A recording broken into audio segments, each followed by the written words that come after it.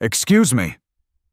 The voice was sharp enough to cut through the 7-horsepower roar of my Honda lawnmower. It was a sound that didn't just request attention. It seized it, like a hawk snatching a field mouse. Excuse me! I've been ringing your bell for 5 minutes. I killed the engine. The sudden suburban silence was deafening, broken only by the ticking of the hot mower and the furious tapping of a pen against a clipboard. There she was. Brenda. She was standing on the edge of my lawn, a safe 6 feet from the property line, as if my slightly too long fescue might leap out and grab her. Brenda was our neighborhood's self-appointed HOA president, a title she wielded with the grim authority of a wartime general. She wore a blinding white visor, a lime-green polo shirt tucked aggressively into beige pleated shorts, and running shoes that had never seen a speck of dirt. And the clipboard. Always the clipboard. "Mike," she said, her voice tight with forced politeness. "We need to discuss your mailbox." I looked at my mailbox. It was black. It held mail. It was, in all respects, a perfectly functional box. I looked back at her. "We do?" "I'm sure you're aware," she said, and I had to admire the way she could load that single phrase with enough condescension to sink a battleship, that the neighborhood covenants, Section 4, Paragraph 2, require all mailboxes to be uniform and inoffensive. She took a step onto my lawn, a clear escalation, and pointed a pen at the post. "Your mailbox, well, it's peeling." I squinted. I walked over, my boots leaving dark green prints on the sidewalk. I leaned in. On the underside of the box, near the hinge, was a flake of black paint. It was, and I'm not exaggerating, the size of a gnat's eyelash. I could literally blow it away. "Oh," I said, mastering my voice. "Wow. Good eye, Brenda. Yeah. I'll get some touch-up paint this weekend." "That won't be sufficient," she snapped, her pen tapping faster. Tap, tap, tap. "It's the color." This I was not expecting. "The color? It's black. Same as yours. Same as Jim's next door. Same as, well, everyone's." Brenda let out a sigh that was pure, aerosolized impatience. "Mike, I'm referring to the post. Your post is desert taupe. The original builder-installed color was sandy beige. They're very different." She thrust the clipboard at me. Attached was an official HOA paint swatch card. I looked at the two colors. Desert taupe and sandy beige. It was like looking at two identical twins and being asked to identify the evil one. They were, for all intents and purposes, the same shade of sad. "Brenda, I really don't see the difference." "That," she said, snatching the clipboard back, "is the problem." I stood there, dumbfounded, covered in grass clippings. "So, you want me to repaint my entire mailbox post because it's the wrong shade of beige?" "I want you to be in compliance," she said. "The covenants are what protect our property. Values, Mike. They are the thin, beige line between civilization and, well, that." She gestured vaguely at the next neighborhood over, where, I'd heard, a man had been allowed to park a bass boat in his own driveway for an entire weekend. The horror. "I'll look into it, Brenda." "You have 14 days, she said, making a sharp, decisive check mark on her sheet. "After that, we begin assessing the $50 fine. It doubles every week. Have a wonderful Saturday." She turned, her pleated shorts swishing with purpose, and marched back to her own perfectly beige kingdom. I stood there for a full minute, just listening to the sound of her tap-tap-tapping fade down the street. Peeling. Desert taupe. A thin beige line. I started the mower back up, but the roar just wasn't as satisfying anymore. I, of course, completely forgot about it. Life is full of actual problems. My boss was hinting at a restructuring. My car was making a new, expensive-sounding clicking noise, and I was pretty sure a family of squirrels had taken up residence in my attic. The precise tint of my mailbox post didn't even crack the top 20 of my things to worry about list. 2 days later, I checked my offensive taupe mailbox. Tucked between a coupon packet and a bill, there was a crisp, cream-colored envelope. It was thick. Cardstock. It felt important. I opened it right there on the lawn. Homeowners Association. Covenant Violation Official Notice. It was a masterpiece of passive-aggressive bureaucracy.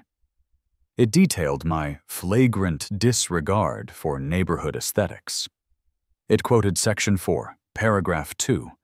It even included a grainy, zoomed-in photo of the offending paint speck, circled in red ink. The homeowner has 14 days from the date of this notice to remedy the violation. See attached paint swatch card, 4C, approved tints. Failure to comply will result in a non-negotiable fine of $50. This fine will double weekly, $50, $100, $200, $400, until the violation is rectified and approved by an HOA board member. A fine. For a mailbox. A fine that would hit $800 in a month. I looked up from the letter.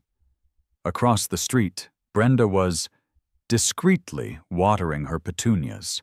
She was wearing her visor. She saw me. She gave me a tight, smug little wave. The kind of wave that says, checkmate. Oh, it was on. It was so on. That night, I went to the hardware store. I stood in the paint aisle, staring at the wall of beige. It was an ocean of oatmeal, a desert of drywall, a symphony of sad. Sandy beige was there, flanked by ecru, eggshell, antique white, and something called quiet fawn. A part of me, the practical, non-confrontational part, just wanted to buy the stupid $20 sample can, slap it on the post, and be done with it. It would take an hour. It would make Brenda go away. But as I reached for the can, I felt this irrational primal rage building in my chest. It was the principle of the thing. It wasn't about the color. It was about the control. It was about her smug little wave. It was about her weaponizing beige to fine me into submission. I pulled out my phone and called my buddy, Dave. Dude, you will not believe the letter I just got. I explained the situation. Dave, ever the pragmatist, was not on my side. Just paint the stupid box, man, he said over the sound of his kid screaming in the background. It's an HOA. You can't fight them. They're like the Borg. They exist only to assimilate. It's not worth the fine. No, I said, pacing the aisle. It's the principle, Dave.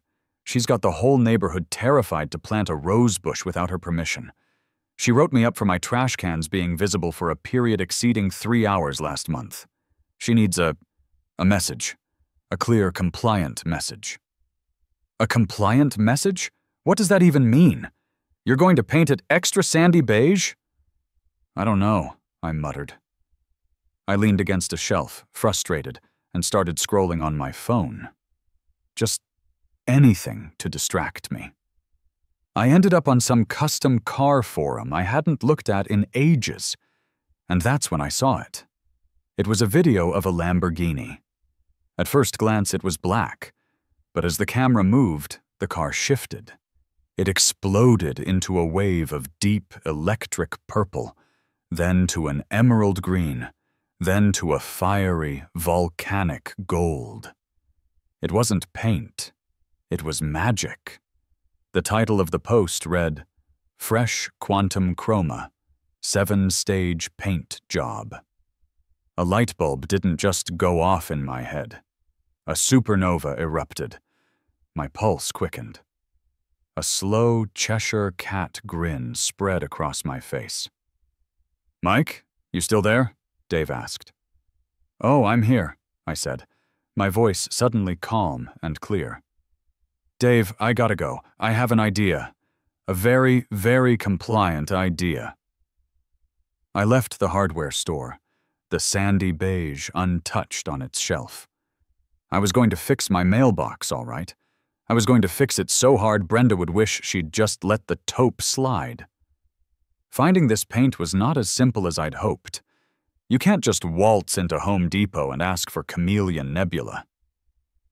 My first night of research was a deep dive into a world of custom modifiers, thermochromic pigments, and UV reactive coatings I never knew existed. This stuff wasn't just expensive. It was complicated. And most of the people who used it were spraying $200,000 show cars, not, well, mailbox posts. My first few calls the next morning were deeply discouraging. "Sherwin-Williams, this is Janet." "Hi, Janet. This is going to sound like a weird question, but do you carry any, quantum chroma paint? Or anything like it? Color shifting?" Thermo what?" "Son, this is a Sherwin-Williams. We have flat, eggshell, and semi-gloss. We just got a lovely new seafoam mist, if you're feeling adventurous." I hung up. My next call was to the most high-end auto body shop in town, the one that always had a Ferrari or a vintage Porsche parked out front. "Prestige Auto," a bored voice answered. I gave him the same spiel. "I'm looking for a multi-stage, color-shifting paint job." "Yeah, we can do that. Our guy is certified. We just did a vet in a blue-purple flip. It's an $8,000 minimum, though. 10 coats, 2 days in the curing booth. What's the car?" "It's not a car." "A motorcycle? We can do that, but the prep work is tricky. $7,000. "It's a mailbox." There was a long, dead silence on the line. I heard him cover the receiver. "Hey, Sal, some guy wants to know what we charge for a mailbox." I heard a coarse laugh in the background. The guy came back on the line. "Get out of here, kid." Click. I was starting to lose hope. I was on page 6 of a Google search for custom paint near me, which is basically the internet's wilderness. And then I saw it. Sully's Custom Cycles and Customs. If it sits still, we can paint it. The address led to a sketchy-looking row of warehouses by the old rail yard. The kind of place you go to get a fake ID, not high-end paint. I pulled up, and the shop was a single corrugated metal garage bay. I walked in. The place smelled of grease, acetone, and heavy metal music. A massive man, built like a refrigerator with a beard, was hunched over a motorcycle tank, an airbrush in his hand. He was meticulously painting a hyper-realistic fire-breathing skull onto it. He didn't look up. "We're closed." The sign says, "By appointment." I'm Sully?"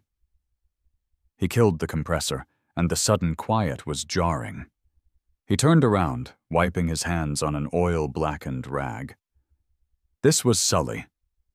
He was at least 6'4", with arms covered in intricate tattoos and a beard that looked like it had its own zip code. "You're not Sully. I'm Sully. What do you want?" His voice was a low rumble. I want you to paint something for me." A bike? No. A car? No. He was starting to look annoyed. I figured I had one shot. I just blurted it out. I want the Chameleon Nebula 7-stage, UV reactive, thermochromic paint for a mailbox. Sully stared at me. He didn't move. He didn't blink. He just stared. I could feel the sweat start to form on my neck. He looked at my khaki shorts and my clean polo shirt. He looked at my sensible sedan parked outside. Then, he looked back at my face. After what felt like an eternity, his gravelly face broke into a slow, massive grin. "You're sticking it to an HOA, aren't you?" A wave of relief washed over me. The president. A woman named Brenda. Sully's grin vanished. His eyes narrowed. "Brenda? Short blonde hair? Drives a white Lexus SUV with a proud honor roll parent sticker, even though her kid's like 30? My jaw dropped. You know her?" "Know her?" Sully boomed, throwing his rag onto a workbench. That woman tried to get my shop cited for industrial fumes and noise pollution last year. I'm in a commercial zone. She claimed my air compressor was disrupting her sleep, and she lives 3 miles away. She's been on a crusade against me for 6 months. He pointed a thick, greasy finger at my chest. "You. I like you. So, you'll do it?" "Do it? Kid, I'm gonna make this mailbox a masterpiece. I'm gonna make it a monument. I'm gonna give you the friends and family rate, which in this case means screw Brenda rate. It's still gonna cost you, this paint ain't cheap, but it will be worth it." He walked over to a locked cabinet and pulled out a sample. A small metal plate. He handed it to me. It looked dark blue. "Take it outside." I walked to the garage door and stepped into the sunlight. The plate exploded. It was alive. It was a swirling galaxy of purple, cyan, gold, and magenta. It changed with every tiny tilt of my wrist. "Whoa," I breathed. "Yeah, whoa," Sully said from behind me. "It's the 7-stage. Base coat, 4 mid-coats of the pigment, and 2 UV protective clear coats. It's automotive grade. It'll outlast your house. And," he added with a wicked smile, "it's heat reactive too. Hit it with cold water, it'll turn bright purple." It's perfect," I said, a little emotional. "Oh, and we're not doing it here," Sully said. "This kind of art needs to be seen. We're doing it on-site, for maximum effect." The on-site installation was a production worthy of a Hollywood blockbuster. The 14-day deadline was this coming Friday. Sully scheduled the job for Thursday afternoon, right when the school buses are out, for maximum witnesses. At 3 p.m. on the dot, Sully's massive matte black work truck rumbled down my quiet suburban street. It was towing an equally massive trailer with an air compressor that looked powerful enough to run a small country. Sully and his apprentice, a lanky kid with headphones and a "Zero Fucks" t-shirt, whom Sully just called Sketch, hopped out and began unloading. This, of course, was an event. Mrs. Gable from 3 doors down, who was usually just a flicker of curtains, was suddenly out weeding her pristine flower bed. Jim, my next-door neighbor, slowly emerged from his garage, pretending to look for a tool. And then, like a shark sensing a drop of non-compliant blood in the water, Brenda appeared. She marched across the street, clipboard already in hand. "What is going on here?" she demanded. Sully and Sketch were erecting a large black pop-up canopy around my mailbox. They were tenting it off like it was a CDC quarantine zone. "Mike, what is the meaning of this? This is an unapproved industrial activity. What are you doing in that tent?" I was sitting on my porch, sipping a tall glass of lemonade. I'd taken the afternoon off for this. "Just fixing the violation, Brenda," I called out cheerfully. "Complying with the covenant. Don't want any of those fines. You said I had until tomorrow, but I figured why wait?" This is excessive," she sputtered. The compressor roared to life, drowning her out. Sully popped his head out of the tent. He was wearing a full-face respirator mask that made him look like a sci-fi villain. "Ma'am," he yelled over the noise, "for your own safety, you need to stand back at least 20 feet. We're dealing with advanced polymers and, catalytic solvents. Highly volatile." Sketch, from inside the tent, just gave her a solemn rock-on hand gesture. Brenda's face was a wonderful shade of crimson. She hated being told what to do, but she was also a hypochondriac who was terrified of chemicals. She retreated to her lawn, fuming, but she didn't leave. She stood there, arms crossed, watching the black tent vibrate as Sully and Sketch began their work. The whole process took 2 hours. 2 hours of hissing spray guns and the thrum of the compressor. The entire neighborhood was on high alert. Cars were slowing down.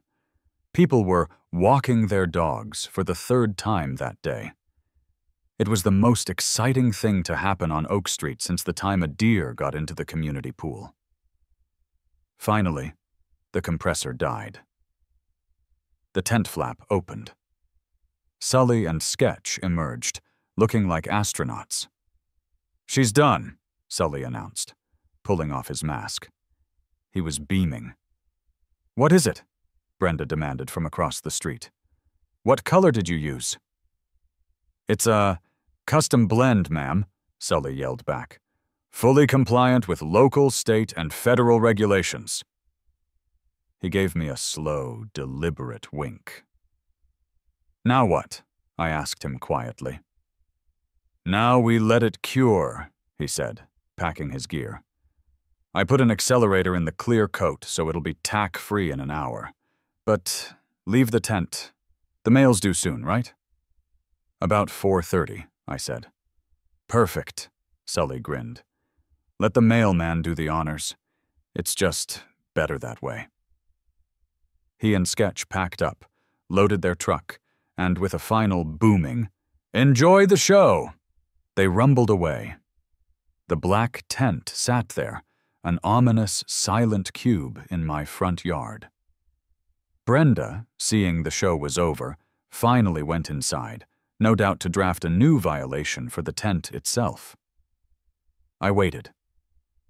4:20 p.m. 4:25 p.m. At 4:31 p.m., I saw it, the familiar white LLV of the U.S. Postal Service, turning the corner. My heart was hammering. I walked out of my house, over to the tent. The mailman, a guy named Stan, who'd been on this route for years, pulled up. He killed his engine and looked at the tent. "Quarantined?" he asked, holding my mail. "Remodeling," I said. I grabbed the corner of the tent. "Allow me." With a dramatic flourish, I yanked the tent off the post and threw it onto the lawn. At first, it was underwhelming. The mailbox was in the shadow of my house. It was just a deep, glossy, wet-looking black. Stan shrugged. "Nice finish," he muttered. He stuffed the mail into the slot. "Have a good one." He started to pull away. And that's when the sun hit it. His truck was still half blocking the view, but as he pulled forward, the late afternoon sun, which had just cleared the roofline of my house, struck the mailbox post. It wasn't a color shift. It was an explosion. The post, which had been black a second before, flashed a brilliant, blinding electric blue. As Stan's truck continued to move, changing my angle of view, the blue melted into a deep, royal purple, which then bled into an emerald green at the edges. Stan hit his brakes. He hit them so hard, his truck lurched. I heard a thud as a package probably fell over. What in the name of... I walked around to the front of it. As I moved, the colors swirled. It was like a living galaxy. A car drove by from the other direction, and in the reflection of its headlights, the whole thing flashed a bright, volcanic orange. I heard a sound. A sharp, distinct crash of ceramic shattering on concrete.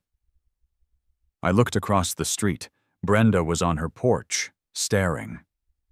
The shattered remains of a world's best grandma mug were at her feet.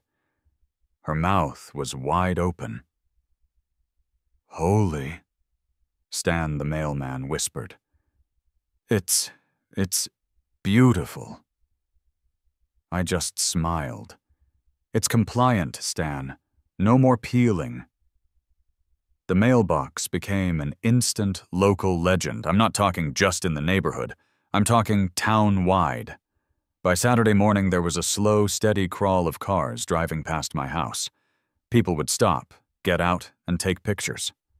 A group of teenagers on bikes parked on the sidewalk, just staring. "Dude, is it hot?" one of them asked. "What?" I said from my porch. "Like, does it change with temperature?" "Oh, I'd almost forgotten that part. Yeah, watch." I grabbed the garden hose and gave the post a quick spray. The cold water hit it, and the entire shimmering, multicolored surface instantly flashed to a uniform, deep, shocking violet before slowly fading back to its galactic swirl as the water warmed. The teenagers let out a collective, "Whoa!" The mailbox had its first full-blown fan club. My next-door neighbor, Jim, shuffled over. Jim is a quiet guy, a retired accountant who spends most of his time battling squirrels. He's terrified of Brenda. He'd been fined 3 times, once for his garden gnome, unapproved statuary, once for his basketball hoop, recreational apparatus, and once for his wind chimes, acoustic nuisance. He came over, pretending to inspect his sprinkler heads, but his eyes were glued to the mailbox. "Mike," he whispered, cupping his hand to his mouth even though we were 20 feet apart. "Mike, what did you do?" "Just fixing a violation, Jim," I said, unable to keep the grin off my face. It's magnificent," he whispered, his eyes wide. "It's like a space nebula. Or a very expensive base boat." He looked around nervously. Brenda's been speed walking around the cul-de-sac for an hour. Just walking and muttering. I've never seen her this quiet. It's terrifying." "She can't do anything, Jim," I said. "It's a fresh coat of paint. No more peeling. And the post is a color." "But what color, Mike?" he asked, genuinely panicked. "What color do you tell her it is?" "All of them," I said. Jim just shook his head and shuffled back to his yard, a look of profound awe and terror on his face. The piece lasted exactly 5 hours. At 5:00 p.m., I went to get the mail. There was no official cream-colored envelope.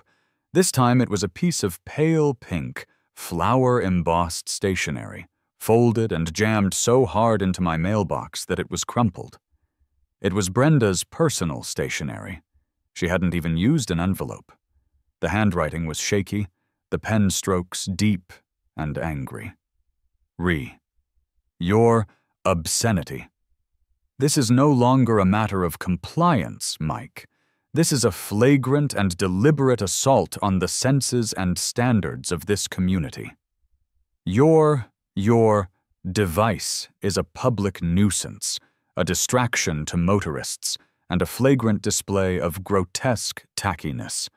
This is your final warning. I am calling an emergency meeting of the board. I am also consulting the township to see what legal ordinances you are violating. Remove it. Remove it now. Brenda. The now was underlined 3 times, so hard the pen had torn the paper. I folded the letter, put it in my back pocket, and went back to my porch. I was starting to realize that my $800 paint job might have been the best money I'd ever spent. The next day was Sunday. I was watching the football game, minding my own business when I saw them. The flashing lights, red and blue, painting my living room wall. My stomach dropped. Had she actually done it? I went to the front door. A police cruiser was parked at my curb. Not in front of Brenda's, at my curb. And there she was, in her yard, arms crossed, pointing at my mailbox as if it had just pulled a gun on her. 2 officers got out. One was older, with a face that looked like it had been tired since the 1990s. The other was a rookie, young, alert, and trying very hard to look serious. The senior one, whose name tag read Blevins, sighed before he even got to my porch. The rookie, Chen, looked at the mailbox, looked at Brenda, looked at me, and his mouth twitched. "Afternoon, sir," Blevins said, his voice a gravelly monotone. We got a call about a public disturbance?" "Disturbance, officer?" I said, trying to sound as innocent as possible. "Everything's quiet here. Just watching the game." "Right," Blevins sighed, rubbing the bridge of his nose. "Look, the dispatcher said, and I am quoting here, a dangerously bright and distracting structure. She also mentioned illegal pyrotechnics." He pointed a thumb at the mailbox, which was currently a shimmering mix of gold and green in the midday sun. "I'm guessing that's the perp." "It's a mailbox, officer," I said. "It's a road hazard!" Brenda shrieked from her lawn. She hadn't moved. "It's blinding. It's an accident waiting to happen. It's holographic. Someone is going to crash." Officer Chen, the rookie, stepped a little closer to me. "Sir," he said in a low voice, "I gotta ask, what is that paint? That's amazing." "Custom," I said, also in a low voice. "It's thermochromic, watch this." I grabbed the bottle of cold water I'd brought out with me and splashed it on the post. Whoosh! The entire thing flashed deep violet. "Whoa," Chen breathed, taking an involuntary step back. "Sir, please don't splash the evidence," Blevins said, his face completely deadpan, though I saw one side of his mustache twitch. "Ma'am," he called out, turning to Brenda. "Officer, it's a nuisance," she yelled. "Ma'am, it's a mailbox," Blevins said, his patience audibly shredding. "There is no state, county, or township ordinance against an ugly mailbox." "It's not ugly," Chen muttered. "It's distracting," Brenda insisted. "It's reflective. It's blinding. It's in violation of something." Blevins sighed again. He walked over to the mailbox. He put his face right up to it. He squinted. He tilted his head. He looked at it from the left. He looked at it from the right. He turned back to Brenda. "Ma'am, it's not reflective. I can't see my reflection. It's just colorful. And," he said, tapping the large, clearly visible silver numbers, "it's got clearly visible house numbers per U.S. Postal Code 3.4.1. He looked at me. "You checked that, didn't you?" "I checked that," I confirmed. Blevins nodded, a flicker of respect in his tired eyes. He turned and walked back to his car, keying his radio. "Dispatch," he said. "Show 1 Adam 12, clear. The situation is a mailbox." He paused, listening to the squawk on his radio. "No, I'm not kidding. It's just paint." Another pause. No, she's not. Look, just show us clear. We're heading back. He got in the car. Brenda looked apoplectic. You're not going to do anything? She shrieked.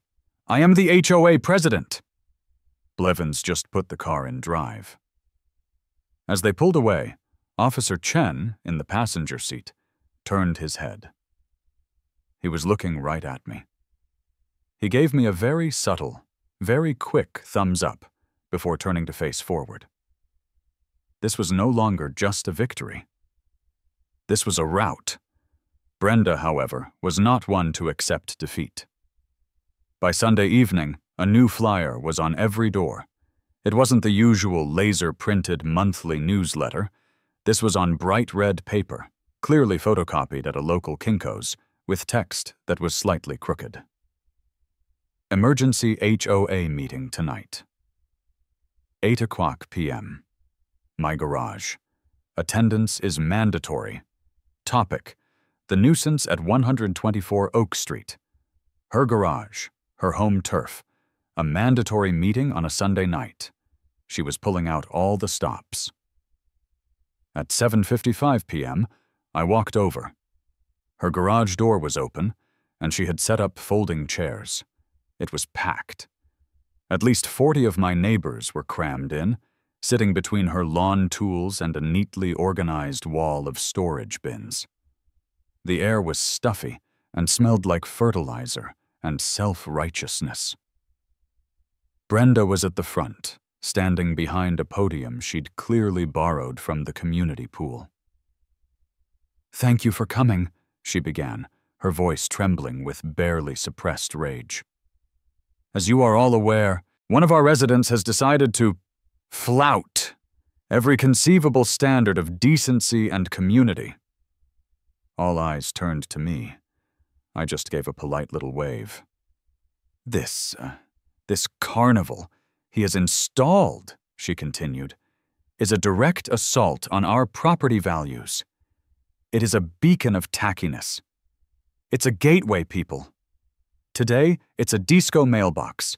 Tomorrow, it's cars on lawns and chickens. People will be raising chickens." A few people in the back muttered. Chickens? I have been in contact with the township, and while they are reviewing the ordinances, I have called this emergency meeting to pass an amendment to our covenants. She held up a piece of paper. I move that we add Section 4, Paragraph 2b. All mailboxes must be a single, solid, neutral color, chosen from the approved palette, see Addendum 4C, and must not possess any iridescent, reflective, or special effect properties. I need a 2/3 vote to pass it. All in favor? A few of her cronies immediately shot their hands up. But most people hesitated. They looked at each other. I raised my hand. Brenda's eyes snapped to me.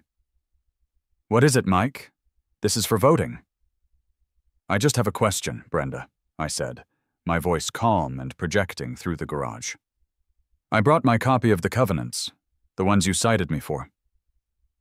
I held up the little booklet. "I was in violation for 2 things, correct? Peeling and an unapproved color. Is that right?" "That's correct," she said, narrowing her eyes. "Well," I said, "I have fixed the peeling. It's now the smoothest mailbox on the block. And as for the color," I opened the booklet. I read Section 4, Paragraph 2 very, very carefully. It says sandy beige is preferred. It doesn't say it's mandatory. It's a suggestion. And more importantly, it doesn't say anything about how many colors a mailbox can be at one time, or if it's allowed to change. The garage was tomb silent. You could hear a gnat fart. Brenda's face went pale. She grabbed her own copy and started flipping through it frantically. That's a loophole! That's a trick!" "It's not a trick, Brenda," I said. "It's the rules. The ones you wrote." Jim, my neighbor, cleared his throat. Everyone turned.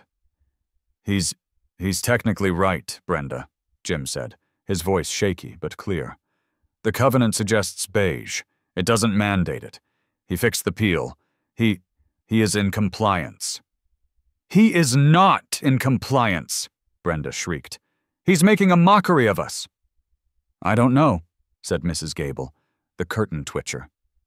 I actually think it's kind of pretty, and my grandkids loved it. They called it the unicorn mailbox. Brenda looked like she had been slapped. This is not over. We will vote on the amendment, all in favor of the new rule. Wait, I said. Even if you pass it, you can't apply it retroactively. My mailbox is grandfathered in under the old rules, the ones it's currently in compliance with. I was, of course, completely making this up. I have no idea how HOA bylaws work, but it sounded legal. It sounded very legal. Brenda's face, which had been pale, was now a deep, splotchy red. She was sputtering, but no words came out. She had been beaten. With her own rule book, in her own garage. This meeting, she finally choked out, is adjourned. People filed out in silence, but as they passed me, I got a few pats on the back. Jim gave me a full-on, two-handed handshake. I walked home, the hero of Oak Street.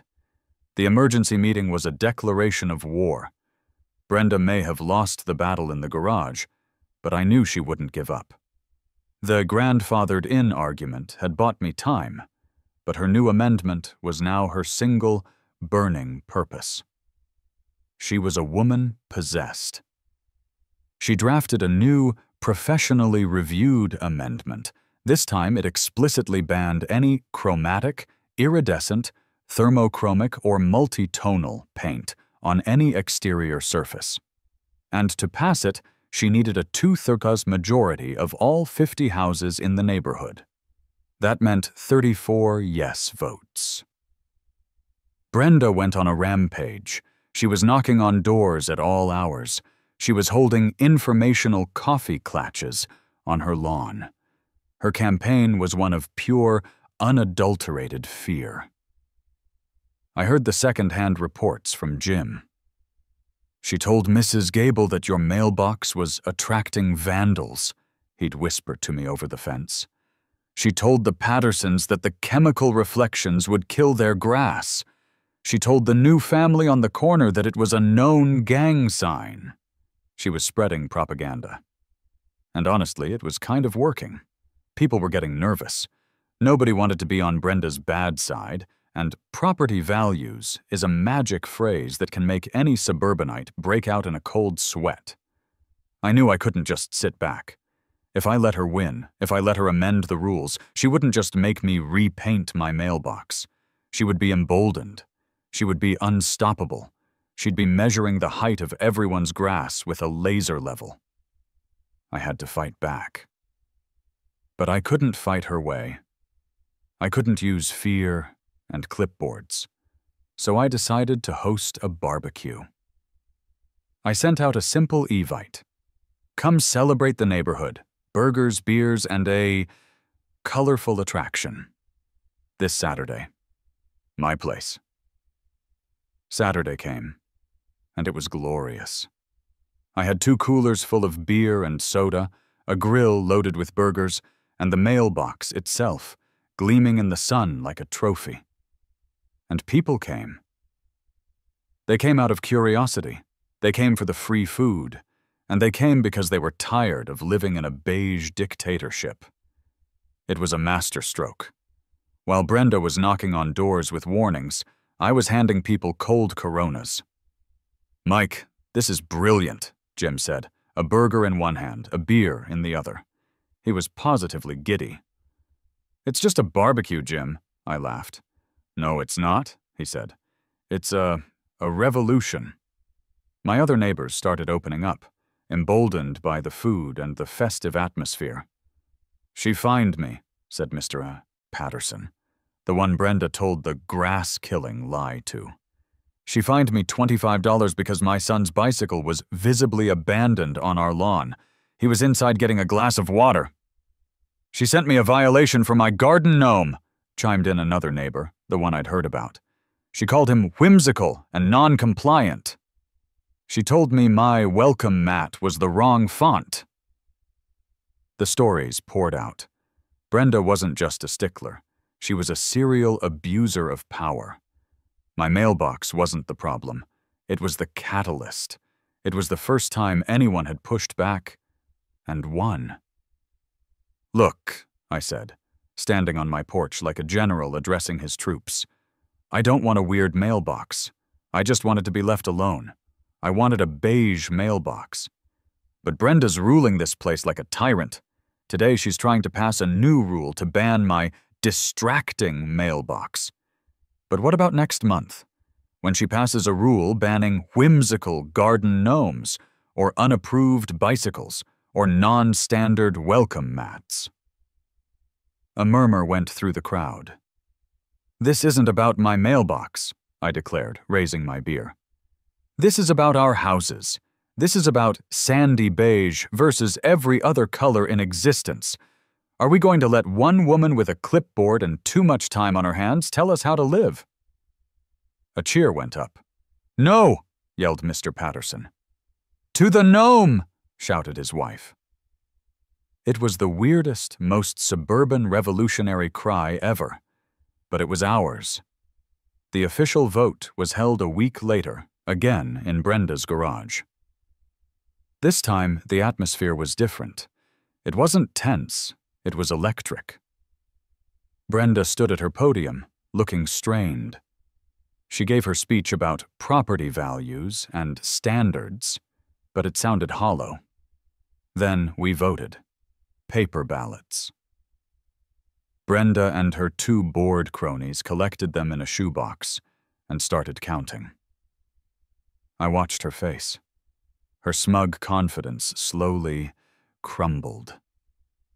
The tally marks on her sheet were not going her way. She finished counting. She recounted. And then she recounted a third time. She looked up, her face ashen. The amendment does not pass, she whispered. What was the count, Brenda? Someone called from the back. The count, she said, her voice cracking, was 20 yes and 30 no. She didn't just lose. She was routed. The neighborhood had tasted freedom, and it was apparently more appealing than beige. The meeting was adjourned in record time. People were practically running out of the garage, laughing and shaking hands. I was the last to leave. I walked past the podium. Brenda was just standing there, staring at the no pile. Brenda, I said gently. She looked up, her eyes full of a strange, cold fire. It really is a nice mailbox, Mike, she said, her voice flat. But just so you know, your front hedges are 2 inches over the 36-inch height limit. I'll be by with the tape measure tomorrow. I just sighed. You can win the war, but some battles, it seems, are eternal. I was enjoying my victory for a few days, basking in the warm glow of my neighbor's approval and the prismatic glory of my mailbox when I saw it. Sully's matte black truck rumbling down Oak Street. My heart sank. Oh no. What now? Was the paint peeling? Was Brenda suing him? He pulled up to my house, hopped out, and beamed at me. Kid, he boomed, slapping me on the back so hard I almost coughed up a lung. You're a legend, an absolute legend. What? What are you talking about, Sully? What's going on? What's going on? He laughed, a deep, rumbling sound. My business has tripled. That's what's going on. The story is all over the local car forums. The HOA Beater 5000, the Com PLI Ant Z. Oh God, I muttered. I've got 3 guys in this neighborhood alone who want their mailboxes done. I'm calling it the Freedom Finish. My blood ran cold. Sully, no, You can't. Can't, I already did. I'm here to do the first one. Who? I asked, a dreadful premonition dawning. Sully pointed. Your buddy, Jim. The quiet guy next door. He wants us in the blue to silver to black flip. Says he's liberating his gnome. I turned. Sure enough, there was Jim, standing on his porch, practically vibrating with excitement. He had his offending garden gnome in his arms, holding it like a baby. Sully, I pleaded, you don't understand. I won. I beat her. The neighborhood is free. We don't need a chromatic arms race. Nonsense, kid, Sully said, clapping me on the back again. This isn't an arms race. This is a renaissance. You're the guy who started it. You're like the Michelangelo of mailboxes. Now, if you'll excuse me, I've got to go prep a post. I watched in abject horror as Sully and Sketch started unloading their tent and their compressors and wheeled them onto Jim's lawn. I had won, but I had also unleashed a monster. I sat on my porch, a man adrift in a sea of his own consequences. The next day, Jim's mailbox was a shimmering, futuristic silver and blue. 2 days later, the Pattersons on the corner, the ones with the bicycle, had theirs done in a deep red to gold. They said it matched their azaleas. My street was starting to look like a used car lot for space shuttles. On Friday, I was sitting on my porch, nursing a coffee, and contemplating the psychedelic monster I'd created. I watched as the lady from across the street, Mrs. Gable, painted her entire front door a non-compliant, bright, sunny yellow. Then I saw Brenda. She came out of her house, holding a box of gardening tools. She stopped on her walkway. She looked at my mailbox, which was pulsing purple in the morning light. She looked at Jim's, which was a slick, metallic blue. She looked at the Pattersons', which was flashing gold. She looked at Mrs. Gable's bright yellow door. She stood there, frozen, for a long, long time. The wind rustled the leaves. A car drove by, its driver slowing down to admire the art exhibit my street had become. Then, wordlessly, Brenda turned.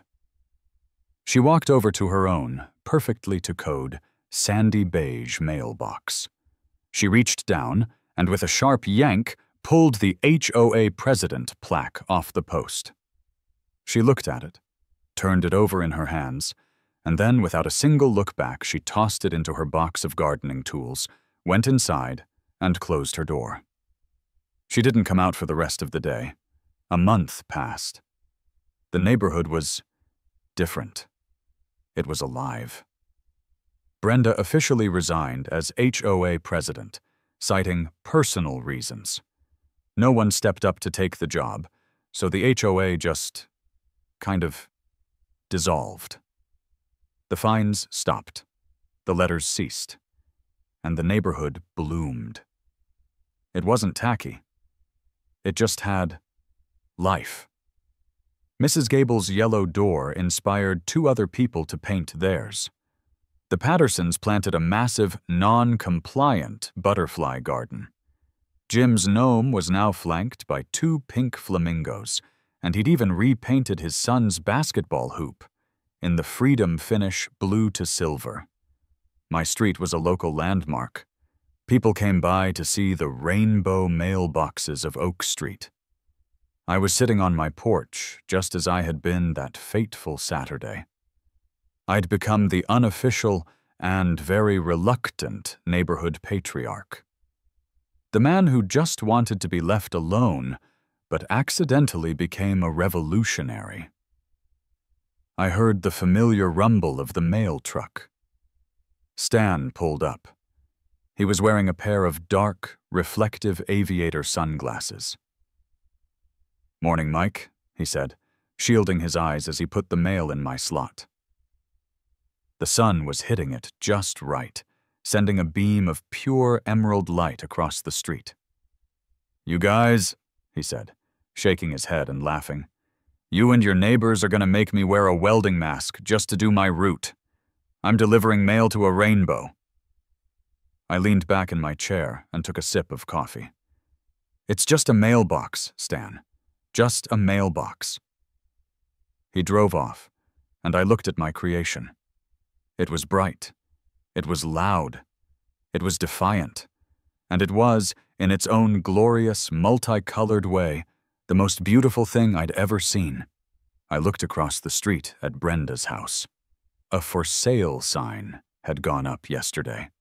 I watched as the morning sun hit my mailbox, sending a glorious, defiant, and perfectly compliant flash of emerald green right onto the center of that sign.